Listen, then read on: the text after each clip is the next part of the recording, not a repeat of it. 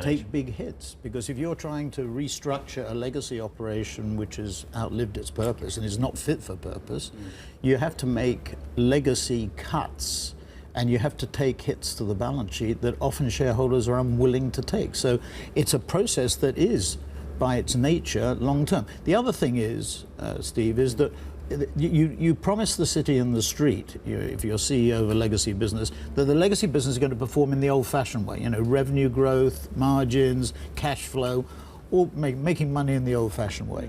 If that business doesn't perform, if it wavers, you put more pressure on the established business, which makes people less willing to change and more resistant to change. Martin, it's a real pressure. Then I must ask you a really awkward question. Is the company, as always, no, you and Karen are a twosome. Well, bless her. Yeah, she's better than me. Thank God your better half is not here today. Well, our better third.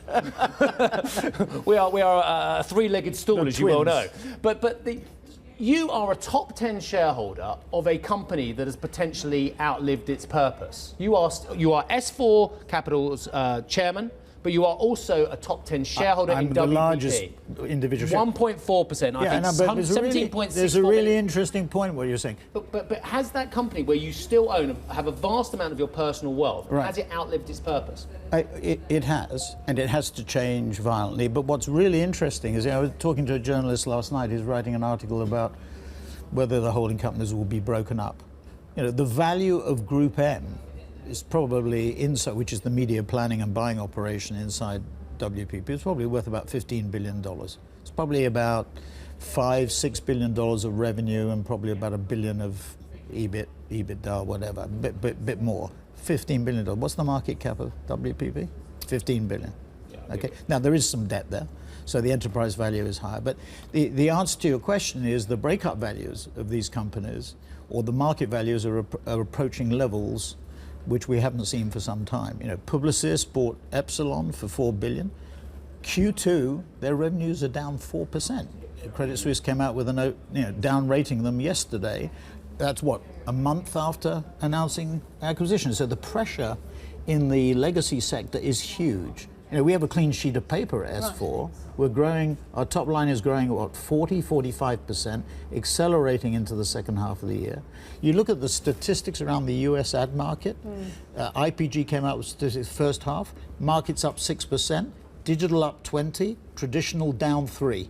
So managing the transformation and the change is key. So in this context, I'm curious about your view on an internal versus an external candidate to manage the transition. Well, that's an interesting point. Because we have seen two very different decisions this week. One at Tesco to bring in an outsider, and the one today from BP not to really keep an outsider, coming from Walgreen Boots, coming from another retailer. I mean, what's interesting, the retailers are sort of bailing out, aren't they? Dave Lewis now leaving Tesco. You've had John Rogers, was a CEO, quite a strange appointment in my view at WPP, because was a CEO or prospective CEO of Sainsbury's as a whole, was running Argos, 14 years at Sainsbury's, coming to CFO of what is a global business. Remember, the UK at WPP is only 10%. Less than 10% of its business. It's a multinational business. It makes WPP much more insular. So it has, at a time when global is becoming more and more important. But to your point, I think you're right that at the end, or the implication is right of the question, that in order to execute big transformational change, you need somebody from the outside. Bernard Joly went into Best Buy, has done a great job from the outside, and I remember him saying that he got there, and for the first 6 months everybody said that it's about change management, and after 6 months he realized it was about change management, so he changed the management, and he's made wholesale changes. So I think radical evolution doesn't work. It has to be radical revolution, and I think that's the key issue. So does that mean, if I make this leap, it's a misstep by BP to make an internal appointment? No, maybe they should have gone external? I think BP is in good shape. It's a very different, I think, situation of what we're discussing. I mean, that does face transformational changes, but the succession, I think, has been laid down there for some time. I think it's been sort of an open secret, if you like, as to who the potential successors were. And I think the company is in very good shape and will go from strength to strength.